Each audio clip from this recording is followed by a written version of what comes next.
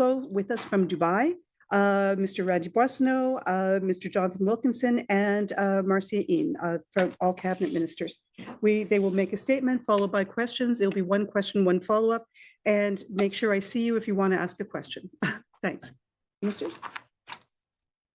Thank you so very much. Hello, everyone, and welcome to today's announcement. Bonjour et bienvenue.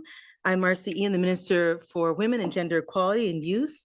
Je tiens aussi à vous remercier d'avoir pris le temps d'être avec nous. J'aimerais commencer par reconnaître que nous sommes réunis ici à Ottawa, sur le territoire non cédé du peuple algonquin et Anishinaabe. I am more than honored to be here alongside my cabinet colleagues, Minister Guilbeault, joining us virtually from the International Climate Conference, COP28 in Dubai, and here today with my colleagues, Minister Wilkinson and Minister Boissonneau. It is so good to be here with you. I have to let you know that I have been called to committee this morning, so I will have to leave you shortly. But I really wanted to be here in my capacity as Minister of Youth and as the Vice Chair of the Prime Minister's Youth Council, because I want to relay what some of our advisors have told us. So I quote them. One says, Alex, in my advocacy work, I've met countless youth who are scared and worried about our future in the face of worsening climate change. Another, Milena, says, the climate crisis is one of the most important issues that our generation faces. Yassi says, my generation doesn't deserve the burden of being the last to see the natural beauty of Canada. Thank you so much to Alex and Milena and Yassi for making your voices heard on this issue. Youth across this country are making their voices heard. Young people aren't asking if climate change is real. Young people know it is, it's real, and they want leaders to take action to protect environment, both here in Canada and right around the world. I want everyone to know, every single person watching this to know that the decisive action that we're taking here today is about more than any of us at this press conference. It's about the type of world we want to live in. It's about the type of world we will be leaving to our kids, to our grandkids. It's about doing our part in the global fight to protect our planet and battle climate change. It's about recognizing that we must act now before it's too late. Today's announcement gives us hope and fulfills a promise we made to young people, and that is exactly what we're doing. Aujourd'hui, nous faisons un nouveau pas en avant vers un avenir plus propre. By committing to put a cap on the largest source of pollution in Canada, we're fulfilling a commitment, our commitment to the generations that come after us, and we're putting in motion what young people want and need us to do. I want to take a moment to thank the passionate young activists across our country. Thank you for raising your voices, for being clear that it cannot be free to pollute, and for reminding us that you're the ones that will inherit this planet. We hear you.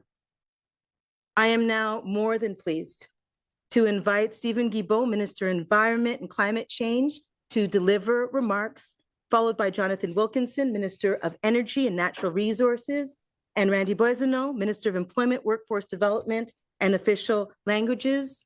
As I mentioned off the top, unfortunately, I've been called to committee and I have to leave you now. But it was my honor to be here with you. And gentlemen, I leave it in your hands. Merci beaucoup. Merci beaucoup, Marcy. It is evening here in Dubai, where I'm joining you from the International Climate Change Conference, COP28. So good morning to everyone in Canada. It is somehow fitting that today's important announcement virtually spans the globe, because it is profoundly important for Canadians at home and for the international community at large. En septembre dernier, j'ai rencontré Jason Brolin, le chef du service d'incendie de West Kelowna, en Colombie-Britannique. Il m'a parlé du traumatisme qu'il a vécu en combattant les énormes incendies de forêt de cet été. Il a dû envoyer ses équipes, en plein cœur du danger, se démener pour protéger des maisons et des vies. Selon lui, il s'agissait d'un incendie qu'on ne voit qu'une fois dans sa vie. C'est un vrai miracle que tous les membres de son équipe s'en soient sortis sains et saufs. Parce que tragiquement, les incendies de forêt cette année ont fait de nombreuses victimes. Puis le chef Brolin m'a confié que c'était en fait la deuxième fois en quelques années qu'il était confronté à un incendie, et je cite, qu'on ne voit qu'une fois dans une vie. Les défis devant nous sont immenses. Les changements climatiques menacent des collectivités entières partout au pays et dans le monde. Les feux de forêt, 6 fois plus destructeurs que la moyenne des dernières décennies, ont forcé des dizaines de milliers de Canadiens et Canadiennes à quitter leur résidence. Mais ce n'est pas le seul problème. Il y a les sécheresses dans les prairies, les ouragans plus intenses sur la côte est et les inondations extrêmes sur la côte ouest et la fonte du pergélisol dans le nord. D'un océan à l'autre, le Canada se réchauffe 2 fois plus rapidement que la moyenne mondiale et nous subissons déjà les effets et les coûts de la crise climatique.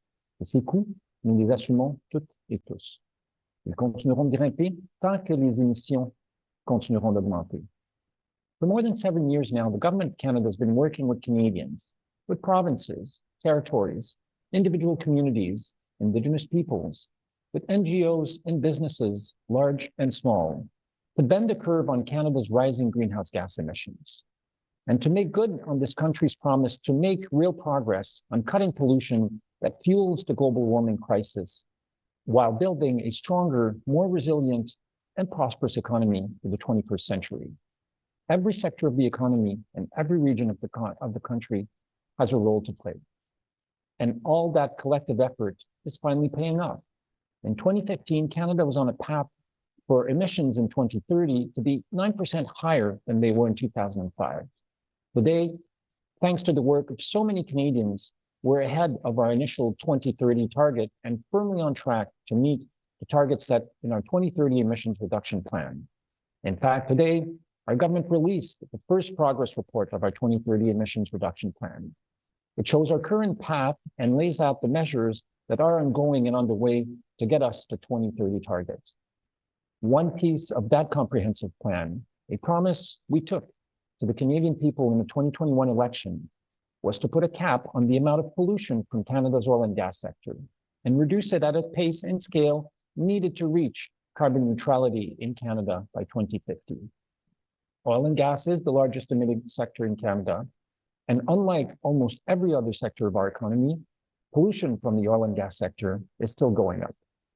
We owe it to Canadians and to the rest of the world to address these emissions, as we owe it to our workers and businesses to ensure that Canada's well-earned reputation for energy innovation remains our strong suit for the 21st century. Aujourd'hui, le gouvernement du Canada annonce un projet de cadre réglementaire qui vise à plafonner et réduire la pollution provenant du secteur du pétrole et du gaz. Nous visons une réduction de la pollution de 35 à 38% sous les niveaux de 2019, tout en s'assurant que le secteur reste concurrentiel dans le marché mondial. Le cadre prévoit une certaine souplesse, mais ce qui compte, c'est que le niveau de pollution diminue. Bien sûr, nous n'avons pas conçu ce cadre réglementaire seul. Il fait suite à de vastes consultations sur ce qui est techniquement réalisable pour réduire la pollution sans nuire à la production. Nous avons eu plus de 100 rencontres, 150 soumissions et reçu 25 000 commentaires dans le cadre de nos consultations. The emissions cap will also establish a pathway to carbon neutrality by 2050, a goal shared by provinces and industry alike. The emissions cap will help unlock the kinds of job-creating projects that will guarantee the industry's record profits are used to secure a bright future for our communities and workers. We're excited to continue engaging with labor on this. En termes plus simples, aucun secteur de l'économie ne devrait être autorisé à polluer sans qu'une limite ne lui soit imposée.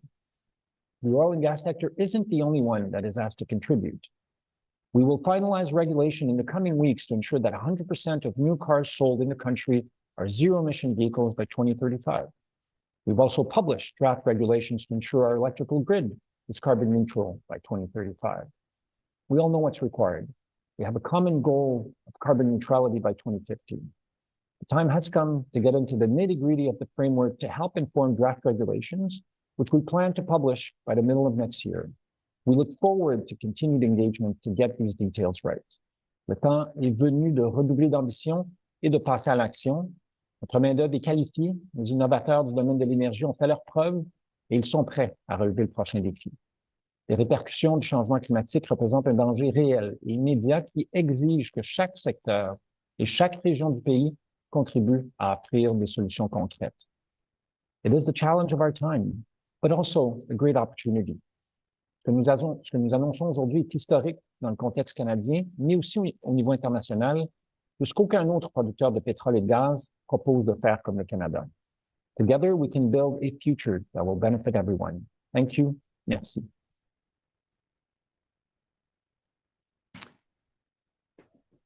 Thank you, Stephen.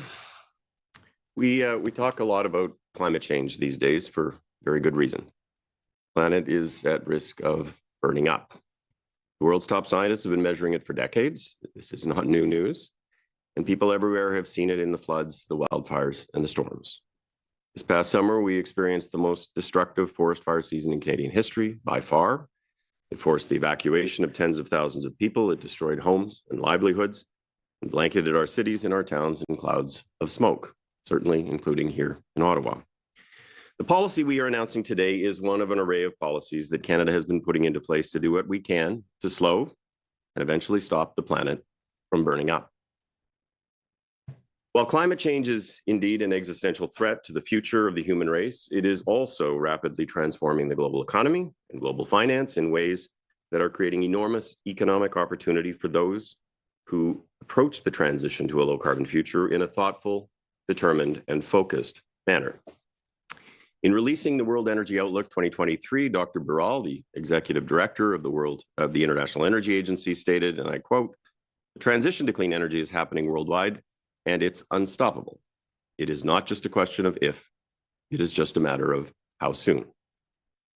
The global energy transformation is both an environmental imperative to protect the planet for future generations and an economic opportunity on a scale similar to the Industrial Revolution. Ce dont le Canada a besoin à ce moment de son histoire, c'est d'une stratégie environnementale et économique réfléchie et ambitieuse qui fasse le lien entre tous les éléments, une stratégie qui garantisse la prospérité et des emplois de qualité dans toutes les régions du pays. Il est certain qu'une partie de cette approche consiste à identifier et à développer agressivement les secteurs clés dans lesquels une croissance incroyable sera rendue possible par le passage à un avenir à faible émission de carbone. Areas like critical minerals, hydrogen and hydrogen production technologies, carbon capture, renewable energy, biofuels and biomass, batteries and electric and hydrogen vehicles, and nuclear technology. However, for a major oil and gas producing country like Canada, part of such an effective strategy must also include a thoughtful approach to the long-term competitiveness of Canada's oil and gas sector, a sector that has long been an important source of wealth and good-paying jobs for Canadians. For Canada's oil and gas sector, climate change is not just an environmental issue. It is a competitiveness issue. As the world moves to reduce emissions generated by the production and the combustion of fossil fuels, oil and gas that is extracted with the lowest production emissions are expected to be in highest demand. This is true for both non-abated, combustion-related uses of oil and gas that will exist in smaller volumes as global demand declines over coming decades, but also for non-combustion applications of fossil fuels like petrochemicals, solvents, waxes, asphalt, carbon graphite, hydrogen, and others that will continue to be needed in a net zero world. Aggressively reducing production-related emissions early and boldly can provide a significant competitive advantage for the sector and its workers. In recent years, Canada's oil and gas sector has made progress with respect to reducing emission intensity of production. Many leading firms in the sector have committed themselves to net zero by 2050, as have the provinces of Alberta, Newfoundland, Labrador, and British Columbia. However, ensuring long-term competitiveness of Canada's sector requires that it achieve significant and sustained reductions in absolute emissions on a pathway to net zero production by 2050. The Government of Canada has introduced incentives, regulations, and investments to encourage and support the oil and gas sector in this pursuit. This includes carbon pricing, investments in the Strategic Innovation Fund and the Clean Fuels Fund, and investment tax credits for carbon capture and sequestration and for the production of low-carbon hydrogen. Today, we are releasing the framework for Canada's emissions cap for the oil and gas sector. This cap is a key part of decarbonizing the sector on a path to net zero by 2050. It is critical to sustaining the competitiveness of Canada's industry over the coming decades. Le gouvernement du Canada a déclaré qu'il mettra en place un plafonnement des émissions du secteur pétrolier et gazier au rythme et à l'échelle nécessaire pour atteindre l'objectif d'être carbone neutre d'ici 2050. Il fixera une cible pour 2030 qui garantit que les niveaux de réduction sont ambitieux et réalisables et qu'un tel plafond ne réduirait pas les niveaux de production d'une manière qui ne soit pas liée à la base de la demande mondiale de pétrole et de gaz. Today, we are delivering on all three of these commitments in releasing the consultative framework. In designing the cap, we focused on three steps. We worked with experts and industry to determine what emissions reductions would be technically achievable for the sector to achieve by 2030. We then looked at what more could be done beyond what is technically achievable to enable the oil and gas sector to go further in terms of in the short term by the use of compliance flexibility such as domestic offsets. And finally, we examined projected global demand for oil and gas. The scenario we chose is the Canada Energy Regulator's Canada Net Zero scenario. This scenario assumes a path where virtually the entire developed world, including Canada, will achieve net zero by 2050. After taking all of these factors into account, we are proposing to set the cap level at 35 to 38% below 2019 levels in 2030. This is an important part of Canada achieving its goal of a 40 to 45% reduction across the economy by 2030. We certainly intend to consult on this approach in the coming months. A thoughtful and aggressive plan aimed at reducing carbon emissions in the oil and gas sector on a path to net zero by 2050 will help to secure the long-term competitiveness of the industry while creating well-paying jobs. The cap itself, along with other federal initiatives, will drive the need for thousands of skilled workers to build and operate decarbonization technology and infrastructure projects. And we're already seeing this happen across Canada. Dow Chemicals announced its decision last week to invest over $11 billion to build the first ever net zero petrochemical facility just outside of Edmonton. In Saskatchewan, energy workers are applying their skills and expertise at the world's first horizontal well for geothermal power. In Newfoundland and Labrador, the skills and expertise of oil and gas workers are being used by Brea Fuels, which is converting its refinery to produce renewable diesel and sustainable aviation fuel. In BC, Svante is developing a novel low-cost point source carbon capture technology for use at industrial sites and is constructing a CCUS Center of Excellence with support from the federal government. And certainly plans for CCUS deployment in the oil sands will drive many thousands of construction and operational jobs for decades to come. By way of closing, it is up to us as a country to make smart choices. We can choose to lead by recognizing where the world is heading and aggressively pursuing decarbonization and diversification initiatives to enable major areas of economic opportunity. Or we can bury our heads in the sand, pretend that the world is not moving rapidly towards a cleaner, greener future, eroding our competitiveness and our long-term prosperity. This is the approach chosen by Mr. Poilievre and the Conservative Party of Canada. Conservative leader is one of those politicians who doesn't want to tell you his climate plan because his plan is to allow the planet to continue to warm. His party had decades to offer a plan to slow global warming, and they never do. They did not do it during the 10 years of Stephen Harper when Pierre Poilievre was a cabinet minister, and they are not doing it now. It is time to recognize this for what it is. They'd prefer to let pollution increase, the planet to burn more quickly, so that some people can make more money in the short term. The choice to put this policy forward is a choice to do what we can, to try what we must, to stop the planet from facing ever greater harm. The Conservative plan is to oppose each and every idea that can help slow warming because of a misguided sense of what's important and a misunderstanding of what the economy of the future will look like. Mais en réalité, la science du changement climatique est claire. Sa cause principale est les émissions de gaz à effet de serre provenant de la production et la combustion du pétrole et du gaz. Pendant les prochaines 30 années de transition et après 2050, les pays qui produisent des hydrocarbures extrêmement peu polluants vont promouvoir leur compétitivité.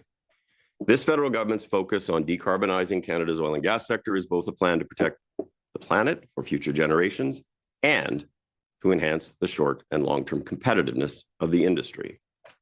Folks, for both environmental and economic imperatives, we simply must choose to lead. And today, this federal government is. Well, thanks very much, Jonathan. Bonjour tout le monde. J'aimerais commencer en remerciant ministre Guilbeault et ministre Wilkinson pour leur travail acharné sur ce dossier. Ça a pris des années pour arriver à une bonne place. Donc, merci, chers collègues, de votre travail. I want to say, as Alberta's minister in the federal cabinet, thank you to Jonathan and to Stephen for their hard work and their team's hard work with partners in Alberta and across the country for getting to what is really a historic day today. And much good work has gone into this policy. And I'm going to go straight to the heart of the matter. Some people are going to try to raise anxiety among oil and gas workers, their families, literally my neighbors in Alberta on this issue. And that's why I want to emphasize something that both Stephen and Jonathan said.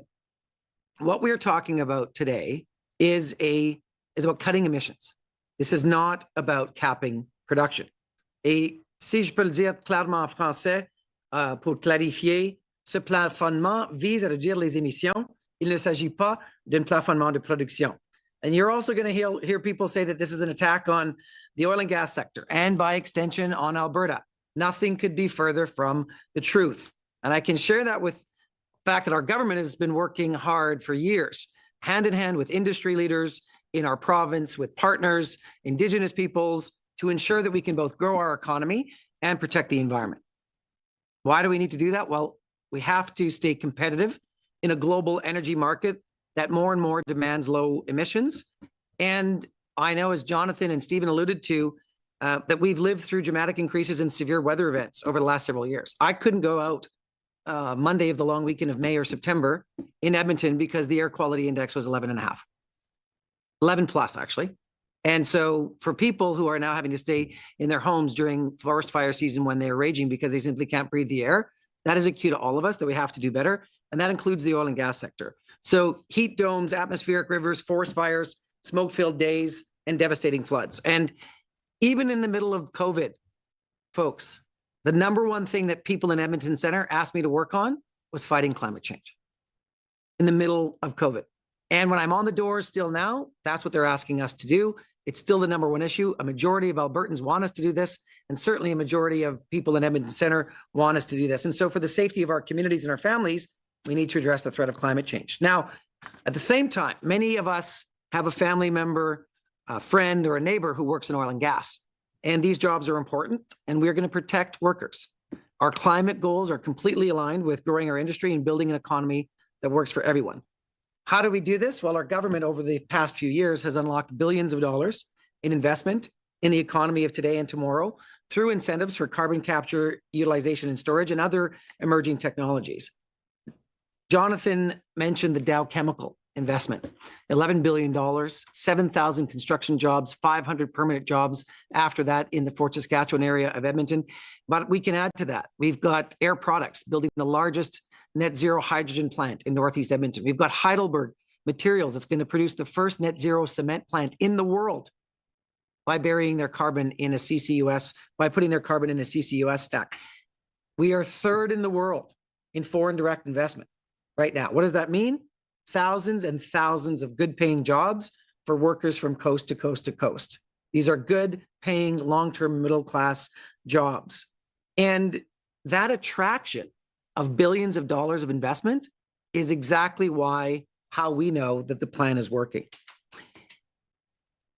Make no mistake, we can do big things in this country, and Alberta workers, and the ingenuity that I see in my province and across the country can continue to lead the way and position us for great things.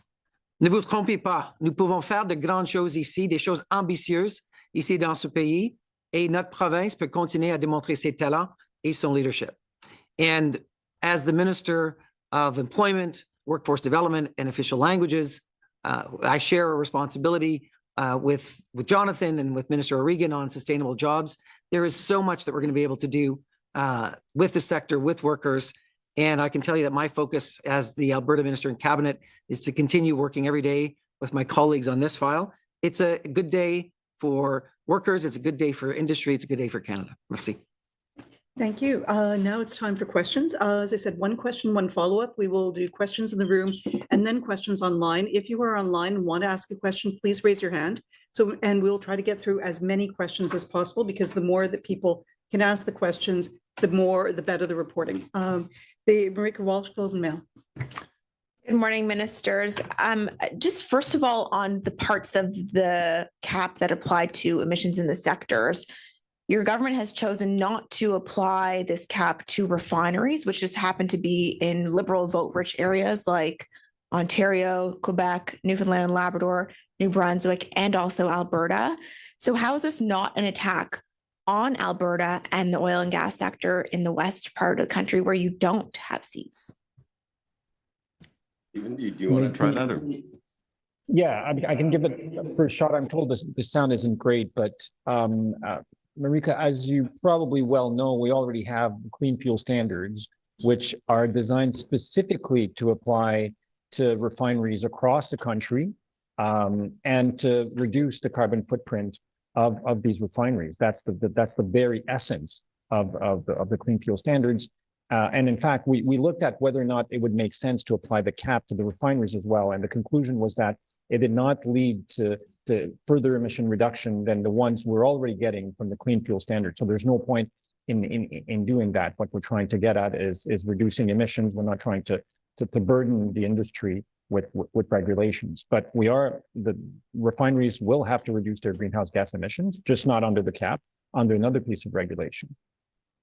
Yeah, just one point. I mean, the line that you're taking in terms of where votes are, I think you might want to take a look.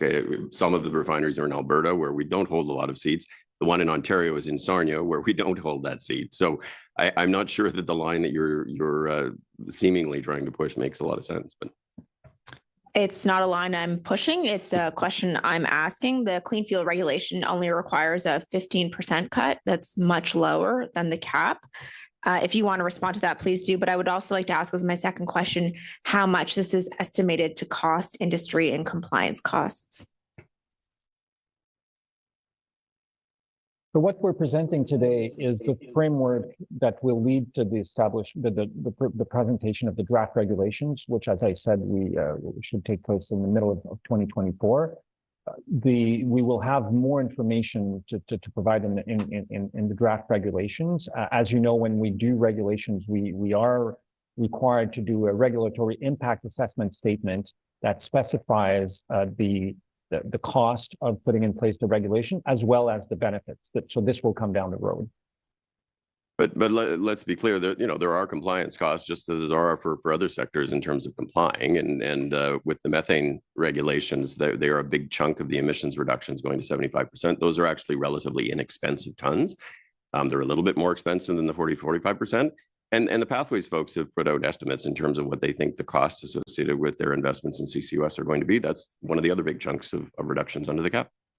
Marika, if I can on this, I think Pathways was out last week saying they've already invested about 1.8 billion in positioning for this and other reductions. And I met with representatives of Pathways and they were keen to see what this was going to be, but they've been part of this. I mean, part of the reason we're here today and not a year ago is because Jonathan and Stephen sat down at the table with Pathways and we shared data sets. Like we actually got into the real numbers together to make sure that this was achievable and realistic, because we're not going to get to net zero without Alberta industry, Alberta workers, and the Alberta government being part of this plan. And look, we were out first. I think it was the 22 budget where we did CCUS, billions of dollars. And we've been waiting for the Alberta government just last week to finally come to the table and say how they're going to stack with us on CCUS. Industry's been waiting, but they can't make investments unless they can crunch the numbers from both us, the feds, and the province. Now that Premier Smith has come out and said what her government will do, we can have even a clearer picture of the investments that industry will make to reach these targets. David Aiken, Global. A question for Minister Boissonnault. You sort of anticipated in your comments something Premier Smith has already said, which is this is actually a cap on production. It's not a cap on pollution. I wonder if you could perhaps expand on the idea that this is aimed at pollution, and yet we could see production increase in Alberta, perhaps right through to 2050. I don't know how I can be more clear about this, David. The Premier's wrong. This is about a cap on pollution and emissions, not a cap on production. Production levels are predicted to go up. We are going to see an increased number of drilling in 24. That's already on the books. Canada has what the world wants. The world changed after Russia invaded Ukraine. The world needs more Canadian energy. And I can tell you what we're trying to do with the most innovative sector in this country, which is the oil and gas sector, which is get to the greenest barrel of oil on the planet. Because the greenest barrel of oil on the planet is the one that the world's going to want first and most. And the smartest people in the world in this are Canadian and Albertan engineers and technicians and workers. And this is about saying to the world, think about it. We're the first heavy producer of oil and gas that's putting an emissions cap in place. That is something we committed to. The Prime Minister committed to having this framework released before Christmas, before the end of the year. We're doing that. And so the Premier's off base.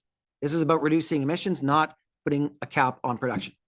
Thank you. Maybe I can just follow up. So I agree with what Randy said, but what I would also say is if you look at the forecast, production increases through 2030, and yet you see significant reductions in emissions. So what Premier Smith says is not true.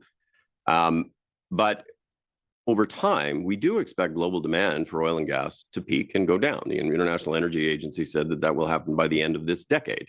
At the end of the day, if we're converting transportation to electric or hydrogen, and we're converting buildings to use heat pumps and electric heat, and eventually you're going to see a decline in global production. And the best way for Alberta and other producing provinces in this country to maintain competitiveness in that market is to have the lowest carbon intensity barrels of oil and the lowest carbon intensity gas. And so that's the point around competitiveness is this is in the long-term interest of the industry. And I think if you talk to many in industry, they will tell you exactly that. Thank you. And Minister Wilkinson, maybe this is for you. I'm going to repeat a question that was asked on the technical briefing, and it's about the choice to go with the cap and trade system rather than sharply increased carbon pricing.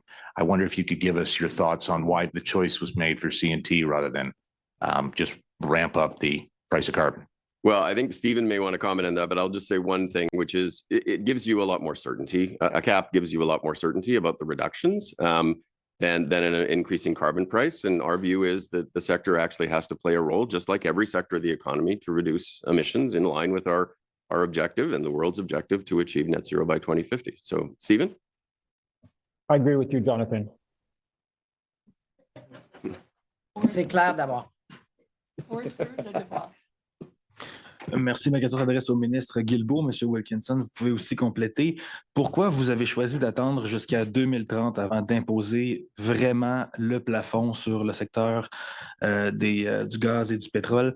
Comment est-ce que vous pouvez justifier ça à un public qui trouve peut-être que ça vient un peu tard et qui pourrait trouver que vous avez, comme l'a mentionné le ministre Boissonneau, trop écouté les lobbyistes de l'Alliance Nouvelle Voie, les lobbyistes du pétrole sur le timeline?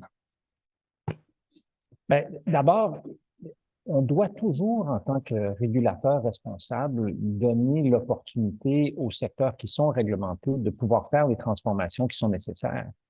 C'est vrai pour le code du plafonnement sur les émissions de gaz à effet de serre du secteur du pétrole et du gaz, mais on le fait pour les plastiques également, pour l'élimination des anneaux de plastique, par exemple, pour les canettes de liqueur, les canettes de bière. Il fallait donner aux brasseurs canadiens le temps de faire les investissements, de convertir leurs usines.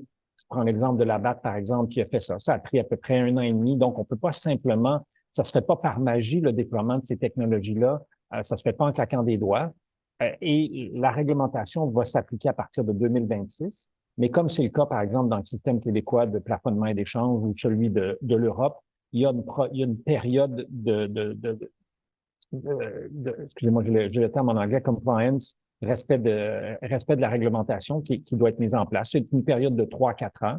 Et rappelez-vous que nos objectifs sont pour 2030. Alors, grâce à l'ajout du plafond sur les émissions de gaz à effet de serre du secteur du pétrole et du gaz, c'est un autre outil qui nous permet d'atteindre nos objectifs, qui nous donne confiance que nous allons pouvoir atteindre nos objectifs de 2030. Oui, et c'est clair que nous avons déjà commencé avec le méthane. Nous avons mis en place une réglementation et nous allons atteindre la réduction d'ici 2025. Mais bien sûr, les entreprises, comme Stephen a dit, doit avoir le temps pour mettre en place les projets, quelques grands projets pour réduire les gaz à effet de serre. Et bien sûr, c'est important qu'ils ont le temps pour faire ça. Vous me parlez des Et cibles de si vous me permettez, j'ajouterais que regardez avec l'électricité, par exemple, le réseau pour un réseau électrique carboneux d'ici 2035, on a donné 12 ans d'avis aux compagnies d'électricité, aux sociétés publiques et privées d'électricité pour se préparer à la mise en place de ce règlement-là. Ça commence le 1er janvier 2035. Bien entendu, on ne peut pas atteindre le 1er janvier 2035 si on veut faire nos investissements. Même chose du côté la règle du règlement zéro émission. On veut atteindre 20 des ventes en 2026, 60 en 2030 et 100 en 2035. Alors, c'est très, très, très conséquent avec les autres éléments de réglementation que nous avons fait en matière de lutte au changement climatique au Canada. Concernant la cible de 2030, pourquoi vous ne demandez pas à l'industrie du pétrole et du gaz de faire le même effort que le reste de la société, c'est-à-dire 40 de réduction par rapport à 2005? Je comprends que vous parlez beaucoup des réductions par rapport à 2019, mais vos fonctionnaires nous ont dit que c'était que de 16 à 20 de réduction par rapport à 2005, là, ce que vous annoncez aujourd'hui. Donc, on fait 2 fois moins d'efforts dans le secteur du pétrole et du gaz. Comment on peut comprendre ça? En fait, si vous regardez le plan de réduction d'émissions que nous avons déposé en 2022 ou la mise à jour qu'on a fait aujourd'hui qui a été déposée à la Chambre des communes, vous verrez que on peut pas prendre une approche mur à mur et ne pas tenir compte de la réalité des différents secteurs. Alors, il y a des secteurs où il y a des réductions d'émissions qui sont plus importantes et plus accélérées parce que la technologie est là, parce que les investissements sont là. Et d'autres secteurs, c'est très difficile de réduire les émissions. Regardez le secteur de l'agriculture, il y a très peu d'efforts en matière de réduction d'émissions de gaz à effet de serre qui sont faits dans le secteur de l'agriculture parce qu'on parle de 200 000 entreprises agricoles au Canada. On comprend que ça va prendre du temps. Il y a beaucoup de travail à faire pour arriver à des réductions d'émissions importantes dans ce secteur-là. Donc, ça ne peut pas être une approche mur à mur pour chaque secteur. Il faut regarder la réalité de chaque secteur et mettre en place des mesures pour chacun de ces secteurs-là. Mais comme Jonathan le disait, on a déjà un règlement pour réduire le méthane d'au moins 45 d'ici 2025 pour le secteur du pétrole et du gaz, qu'on va augmenter à 75 d'ici 2030. On a déjà la norme sur les carburants propres pour les raffineries. On a déjà la tarification carbone. Donc, on met en place plusieurs mesures qui s'adressent à différents secteurs, mais notamment celui du pétrole et du gaz. Mia Rabson, Canadian Press. You said yourself that the industry knows they have to do this, that it's about their very survival, but they're saying that they don't need the stick approach that they would prefer. And they're pointing to the United States where they say it's only an incentive approach using the IRA. Why do we need to have a cap if the industry knows that they need to do this? Well, I would say, first of all, if that's what the industry has said, it's actually not the case. The Americans have methane regulations. They also have clean electricity regulations. They're not actually very dissimilar to our regulations. And as I said, under the cap, the biggest chunk of emissions actually come from reductions of methane. So I think it's important that you have a balance, that you have incentives to assist the sector in making the reductions. And that's true for other sectors as well. But you also have to have a forcing function to ensure that companies are moving in the right direction. We have put into place an investment tax credit for CCUS. We have supported a whole range of projects through other mechanisms. But we also are putting into place a cap effectively as a backstop to ensure that companies are actually making the progress that they need to make, that we need to make in our fight against climate change.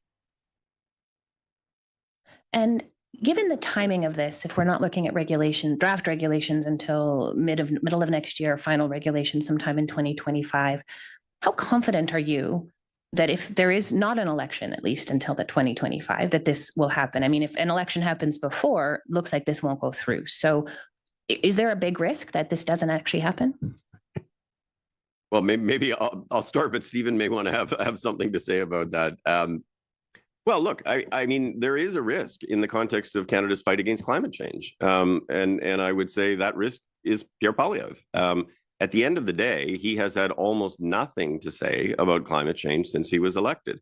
And to be honest, he was a member of Stephen Harper's cabinet when Stephen Harper's cabinet did nothing to address the climate issue. I was in the clean technology sector. I was a CEO. I mean, there was despair across the country that Canada was so far out of the conversation on climate.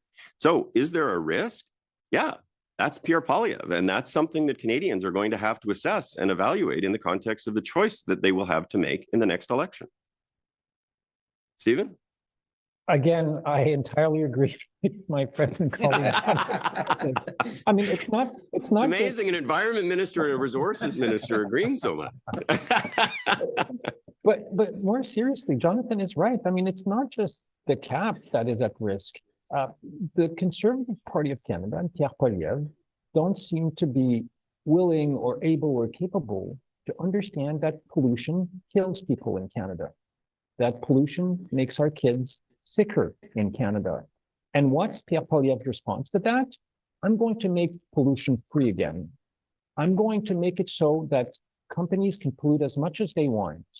It's going to make our health costs go up. It's going to make the impacts of climate change affect more people. Canadians. I was on a panel yesterday here on climate adaptation.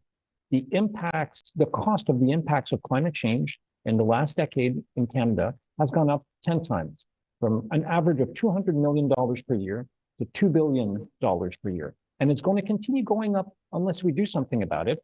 And unfortunately, Mr. Poilievre and the Conservative Party of Canada are not the people to do that. Mia, if I can, you take a look at the numbers. There's a majority of Albertans now that want serious action on climate change. They've actually been calling for an emissions cap because people in Alberta get it. Like the sector has to do better. And members of Pathways have ambitious targets as well. And as I said in my remarks, like, we don't get to net zero as a country without the sector, without these workers. And I can anticipate that Premier Smith will be unhappy and that we'll have similar grumbling from Premier Moe. But when you add Premier Moe and Premier Smith to Pierre Poilievre, you've got a whole group of Conservative leaders that simply want to take us backward. And the economic advantage that Canada has by greening this sector and decoupling emissions from growth is a really significant opportunity. And if you think about it, we are like 1,000th of the global population as Canada, and we're third in the world for foreign direct investment, after the United States and after Brazil is us. And if you want to be really nerdy and divide it by per capita, we are leading the world right now in foreign direct investment. Why is that? Because we've sent a very clear signal to the world that we want to lead in the net zero economy today and tomorrow.